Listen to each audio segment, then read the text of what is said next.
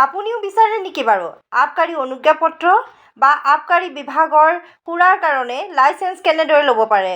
এই বিষয়ে জানোচোন আহক অকণমান। মই BBSয়ে লৈ আহিছোঁ ফেক্টছ অফ ল'ৰ মাজেৰে। বিদেশী সুৰা পাইকাৰী বিক্ৰী লাভৰ ক্ষেত্ৰত যদি আপুনি জড়িত হ'ব বিচাৰে তেতিয়া আবেদন কৰিব লাগিব চৰকাৰলৈ। অসমৰ আবকাৰী আয়ুক্তৰ জৰিয়তে কমিছনাৰ অফ এক্সাইজে চৰকাৰলৈ লৈ যায় প্ৰস্তাৱটো। প্ৰতি জিলাত থকা জিলা কালেক্টৰক জমা দিব লাগিব আপোনাৰ আবেদন, যদিহে আপুনিও বিচাৰে সুৰা ব্যৱসায়ৰ লাভালাভ। Assam excise rule 2016 under rule 133ত অনুজ্ঞাপত্ৰ প্ৰদান, অনুজ্ঞাপত্ৰৰ চৌহদৰ হস্তান্তৰ, অনুজ্ঞাপত্ৰৰ অংশীদাৰিত্বৰ সালসলনি আদি বিচাৰিলেও আবেদন কৰিব লাগিব চৰকাৰক। মনত ৰাখিব, লগত দিব লাগিব ৰিফাণ্ডেবল আৰু নন প্ৰয়োগ কৰা অনুজ্ঞাপত্ৰৰ নিয়ন্ত্ৰণযোগ্য আবেদন মাচুল।